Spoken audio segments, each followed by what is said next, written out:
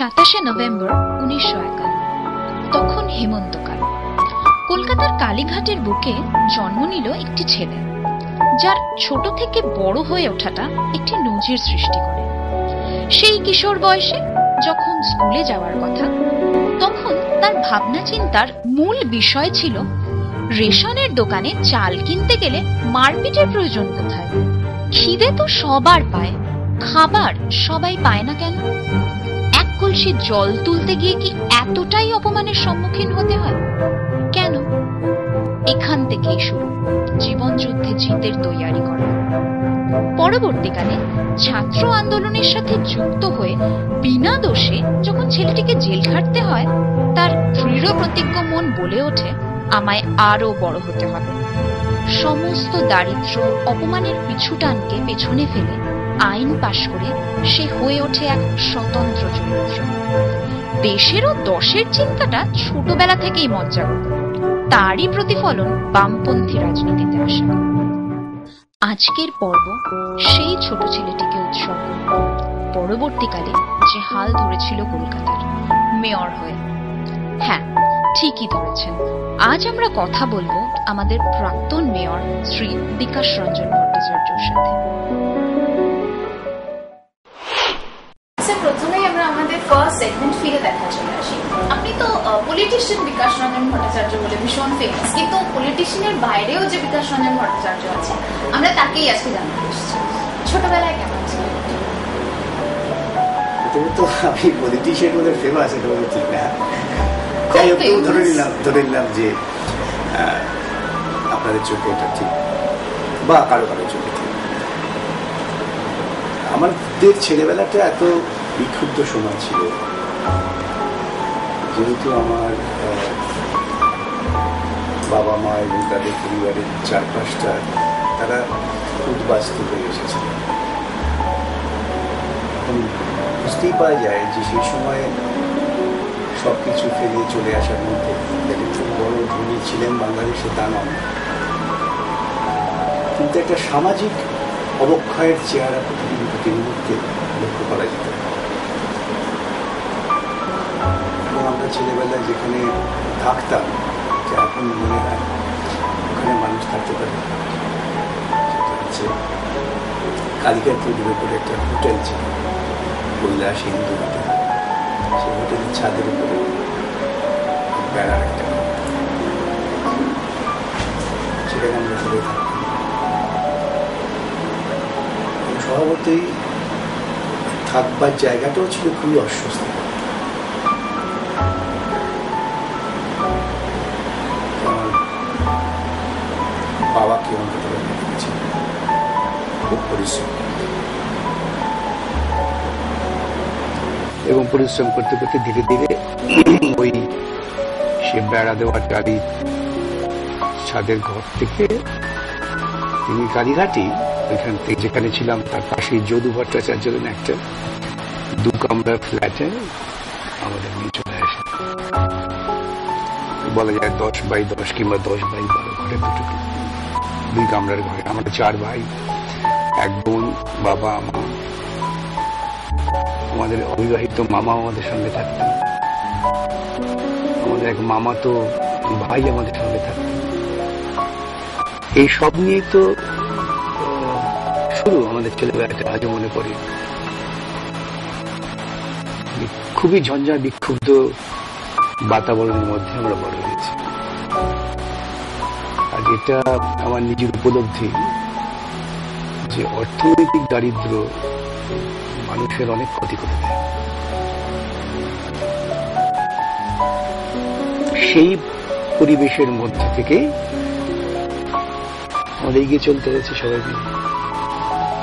ছোটবেলায় আপনারা যখন এত অসুবিধার মধ্যে কাটাচ্ছেন, তখন কি দুষ্টুমি করার সুযোগটা? হ্যাঁ, দুষ্টুমি করার সুযোগও ছিল। তার কারণ যেহেতু বাড়ির ভেতরে বেশিক্ষণ সময় কাটাবার মতো পরিমণ্ডল ছিল না, পরিবেশ ছিল না, বাইরে বেরিয়ে পড়তেই হতো, সারাদিন রাস্তায় ঘুরে বেড়ানো। সেই সব করতে গেলে অনেক সহযোগীদের সঙ্গে, বন্ধু বান্ধবের সঙ্গে মিলে দুষ্টুমি করার সুযোগও ছিল, করতে হয়েছে। তবে লোকে বলেন আমি নাকি একটু কম দুষ্ট ছিলাম, কিন্তু দুষ্ট ছিলাম তো বটেই। এরকম কোনো ঘটনা মনে পড়ে যেখানে দুষ্টুমি করতে গিয়ে হয়তো মায়ের কাছ থেকে প্রচুর মার খেয়ে? সে তো সর্বদাই, মানে আমাদের দুষ্টুমি করতে গিয়ে মা কাছে ধমক, মার। আমাদের আরেকটা সুবিধা ছিল, পাড়াতেই যারা বয়স্ক ছিলেন তারাও কিন্তু অভিভাবকের মতো। দুষ্টুমি করতে দেখলে তারাও যে আমাদের ধমক দিয়ে বকাবকি করে সামাল দিতেন, এটা কিন্তু একটা গৃহীত পদ্ধতি ছিল। মানে শুধুমাত্র যে বাবা মাই এই কাজটা করতেন তা নয়, পাড়ার বড়রাও করতেন। যখন আমরা পাড়ায় সারাদিন হয়তো তৈরি করে ঘুরে বেড়াচ্ছি, দুপুরবেলা লোকে ঘুমোতে পারছেন, আমার মনে আছে আজকাল কেউ এটা দেখা যায় না, চাকার থাকে একটা লোহার পাতের একটা চাকা কিংবা তারের একটা চাকা নিয়ে, চাকা নিয়ে টমটম করতাম, সারাদিন ধরে ঘুরে বেড়াতাম। কেউ দেখলেই ধমক দিতেন, ভোরবেলা কোনো কাজ নেই, বাড়িতে গিয়ে বসে থাক, ঘুমিয়ে পড়, পড়াশোনা কর। পড়াশোনা করে এটা একটা সকলের মধ্যেই সাধারণ একটা কথা ছিল, কিন্তু এটা তারা বুঝতেন না যে একটা ছেলে মেয়ের পক্ষে কিন্তু সবসময় পড়াশোনা করার ইচ্ছেটাও থাকে না, পরিবেশটাও থাকে না। এরকম ছোটখাটো অনেক দুষ্টুমির ঘটনাই আছে, তো সেগুলো এখন নাই বা বললাম। আপনার স্ট্রাগল পিরিয়ড, আপনি যদি আমরা এভাবে জিজ্ঞেস করি যে স্ট্রাগল পিরিয়ড কোনটাকে বলবেন আপনার জীবনে? সবটাই। কারণ যখন ছাত্র ছিলাম আমাদের খানিকটা বেশ দারিদ্র টানাপোড়েনের মধ্যেই বড় হতে হয়েছে। সেই সময় রেশনের দোকানে যাওয়া, কেরোসিনের দোকানে লাইন নেওয়া, বাজার করা, তারপর পড়াশোনা করা, স্কুলে যাওয়া, এই সব কাজই কিন্তু আমাদের করতে হতো। প্রথম থেকে বেঁচে থাকবার জন্য একটা ওই বয়সের ছেলে মেয়েদের, এখন আমরা যেমন ভাবি অভিভাবক হিসেবে, তাদের অনেক বেশি খোলা মুক্ত বাতাস দেওয়া দরকার, তাদের অত কাঠিন্যের মধ্যে বড় হতে দেওয়া ঠিক না।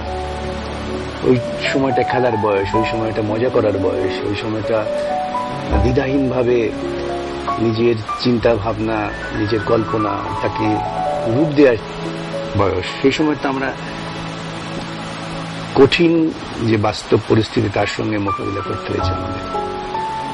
আমি আজকাল বিভিন্ন সময় বলিও মিটিংয়ে, সেই সময় রেশনের দোকানে গিয়ে ঝগড়া করতে হয়েছে, মারামারি করতে হয়েছে, কেরোসিন তেলের লাইনে গিয়ে ঝগড়া করতে হয়েছে, মারামারি করতে হয়েছে।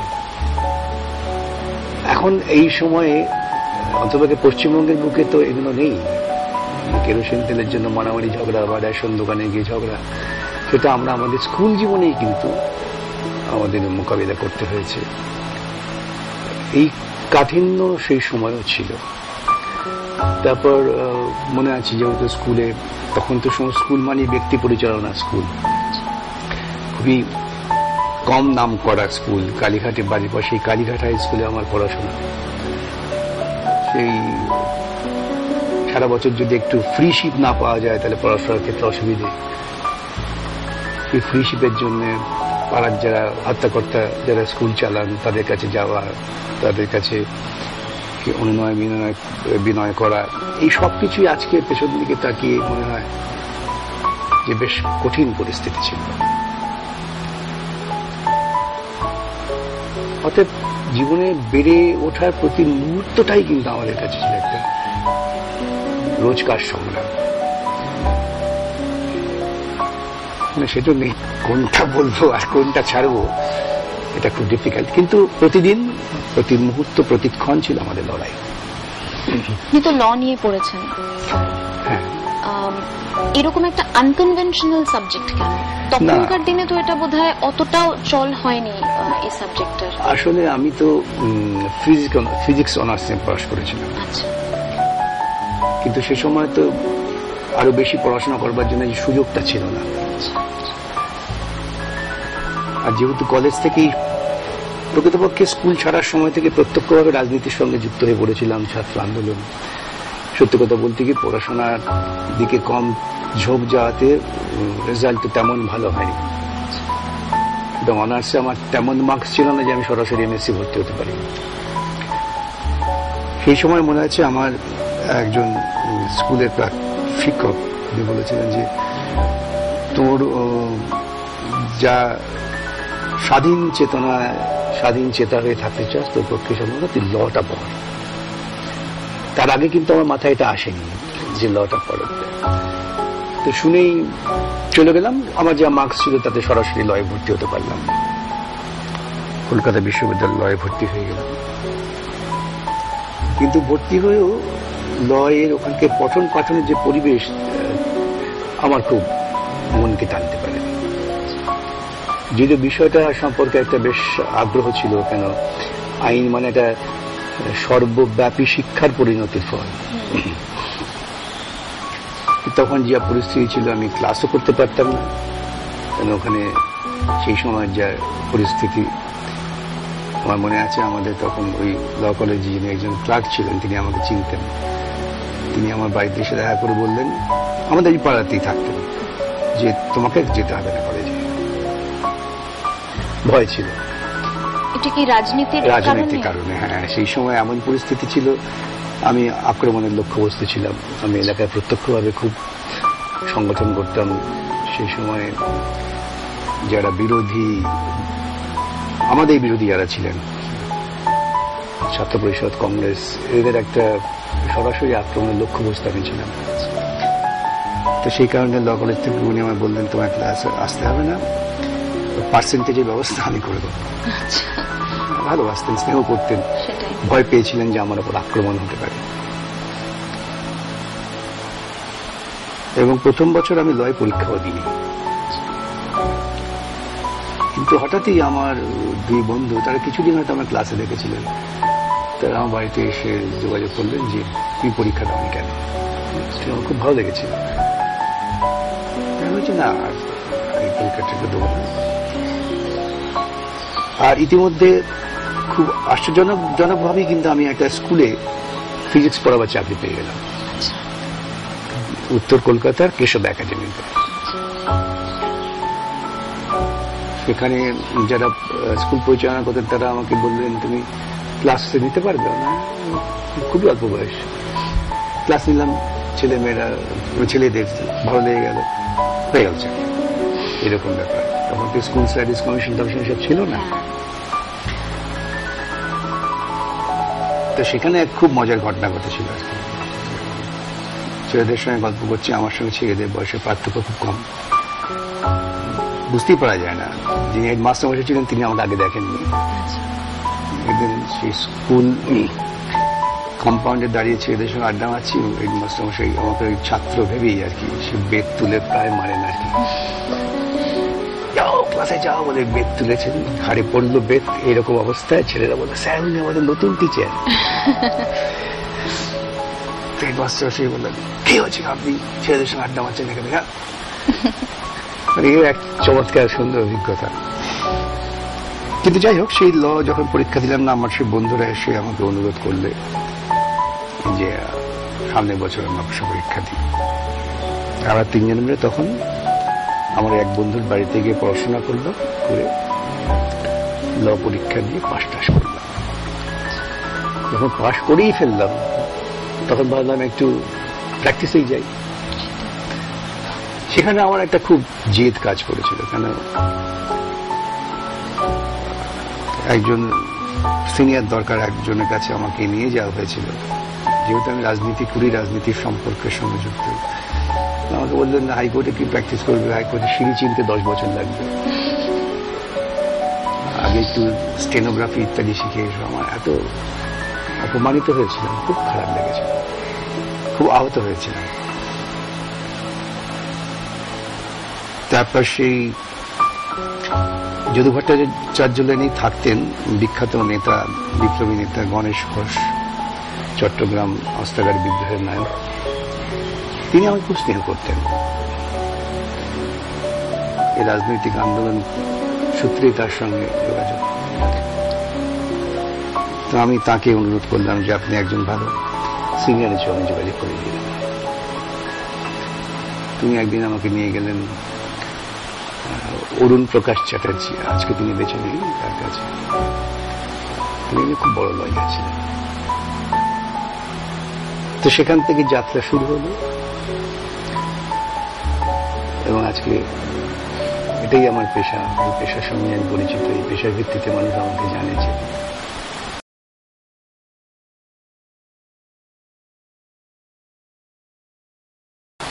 ছাত্র আন্দোলনের সাথে আপনার কবে থেকে? আমরা যখন আশুতোষ কলেজে পড়ি 67 সালে হায়ার সেকেন্ডারি পাশ করি, সেখানে আমার 1 বছর নষ্ট হয়। পরে ভর্তি হয়ে আশুতোষ কলেজে সেই সময়ে মনে আছে যে যুক্তফ্রন্ট সরকারকে ভেঙে দেওয়া হলো বেআইনিভাবে।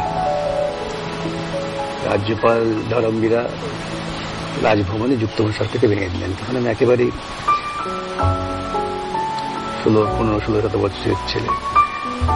সেটা নিয়ে খুব বিক্ষোভ শুরু হলো। আমি বিক্ষোভ কোনো দলের সঙ্গে যুক্ত নেই, কিছু না, ধর্মতলায় চলে গেলাম বিক্ষোভের দিন, পুলিশ গ্রেপ্তার করে নিল।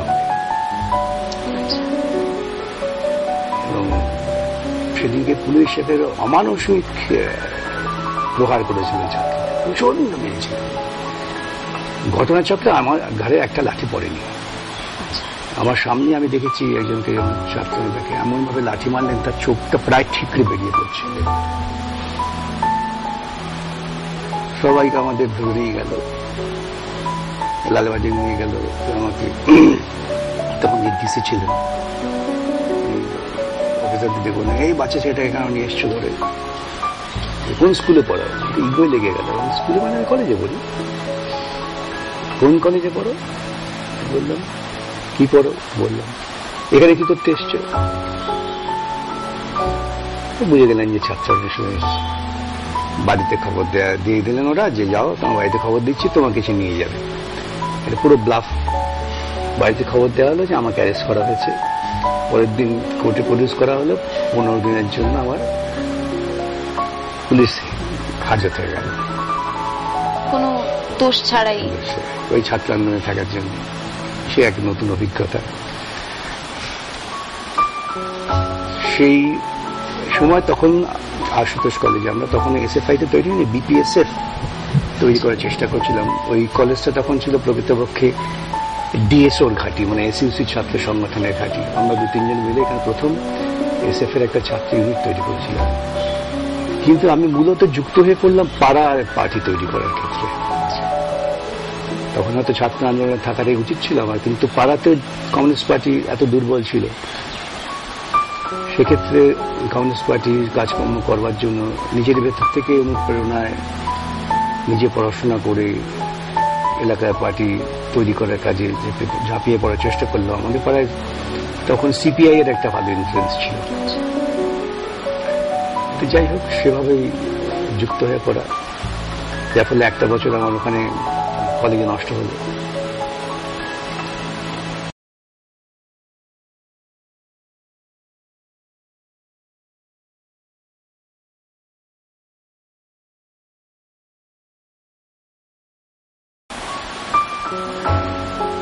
তারপর আমি 3বার আমাকে পুলিশ গ্রেফতার করেছে।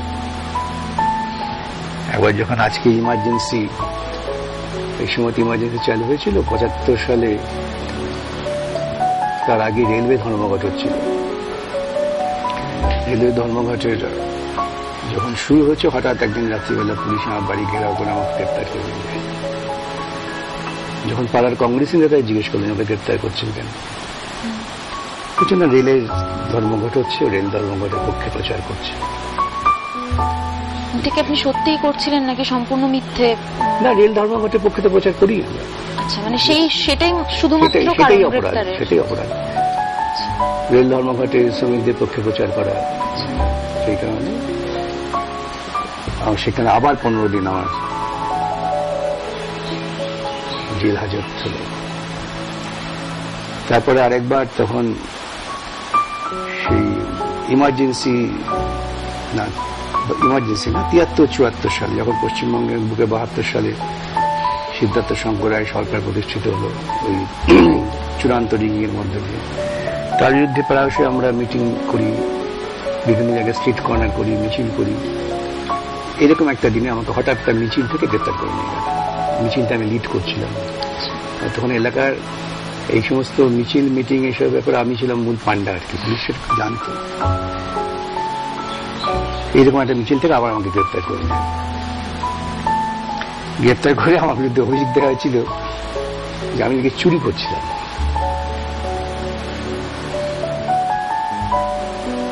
তো সেই অভিযোগে 15 দিন আটকে রাখা হলো। আমার মনে আছে একজন বিখ্যাত কংগ্রেস নেতা, তিনি নাকি পুলিশকে বলেছিলেন যে আপনারা ওর বিরুদ্ধে চুরির অভিযোগ দেবেন, যদি আপনারা ওকে বলতেন যে বোমটম মেরেছে সেটা গ্রহণযোগ্য, চুরির অভিযোগ দিলেন কেন? তো পুলিশ নাকি বলেছিলেন যে উপায় নেই, আমাদের কথা ছিল ওকে গ্রেপ্তার করতে হবে, কোনো একটা অভিযোগ দিতে হবে, চুরির অভিযোগ দেওয়া হয়েছে।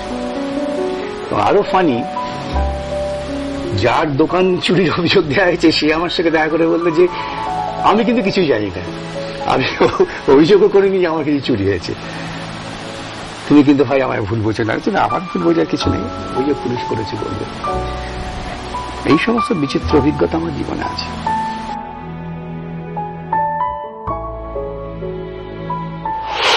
সর্বহারাদের কথা তো বলছেন, যারা আপনারা সবাই বলছেন, তো কনসিস্টেন্সিটা এক্সপেক্ট করা যাচ্ছে না। শাসক দলও বলছে যে আমরা বামপন্থী ঘেঁষা, সর্বহারাদের কথা বলি, ডিফারেন্সিয়েশনটা করবো কি? যদি ভারতবর্ষে 65 বছর ক্ষমতায় থাকার পর, যে 65 বছরে কংগ্রেস এবং বিজেপি মাঝখানে 6 বছর, বাদ বাকি সময়টা কংগ্রেস, এবং এই সবটার সঙ্গে বর্তমান মুখ্যমন্ত্রী তারা দেশের কি সমস্যার সমাধান করেছে?